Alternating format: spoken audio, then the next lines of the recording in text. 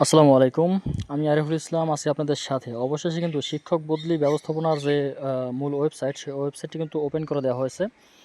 আপনারা জেনে থাকবেন যে এতদিন সফটওয়্যার মেইনটেন্যান্সের কারণে এখানে বদলি কার্যক্রম বন্ধ ছিল। তো অবশেষে আমরা দেখতে পাচ্ছি অলরেডি শিক্ষক বদলি ব্যবস্থাপনার যে ওয়েবসাইট, সেই ওয়েবসাইটটি কিন্তু ওপেন করে দেওয়া হয়েছে। সংশ্লিষ্ট যারা বদলির আওতাভুক্ত আছেন বা যারা বদলি হতে চাচ্ছেন, তারা কিন্তু খুব সহজেই এই ওয়েবসাইট থেকে বর্তমানে আবেদন করতে পারেন।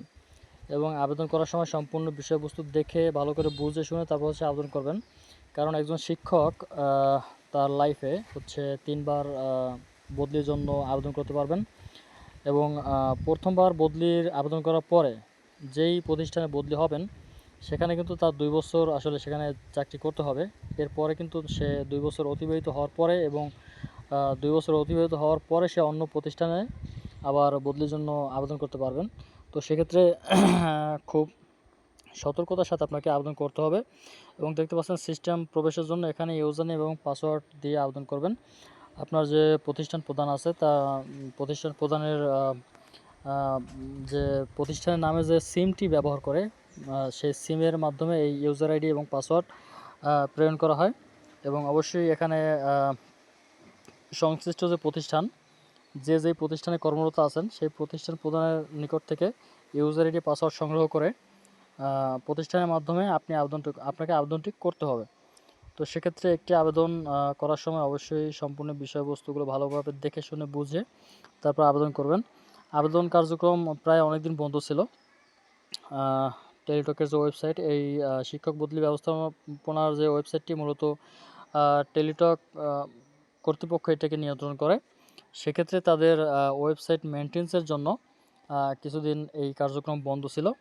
আপনারা খুব সহজেই এখন বর্তমানে এই ওয়েবসাইট থেকে আবেদন করতে পারেন।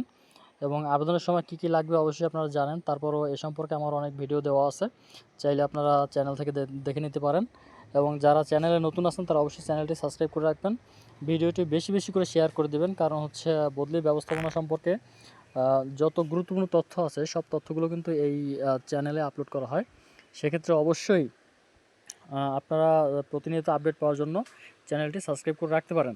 তো আমি অনুরোধ করব আপনারা অবশ্যই চ্যানেলটি সাবস্ক্রাইব করে রাখবেন। এবং যদি কোনো সমস্যা হয় বা কোনো জায়গায় আপনাদের যদি কোনো কোশ্চেন থেকে থাকে, সেক্ষেত্রে অবশ্যই আমাকে কমেন্টে জানাতে পারেন। আমি অবশ্যই আপনাদেরকে হেল্প করার চেষ্টা করব।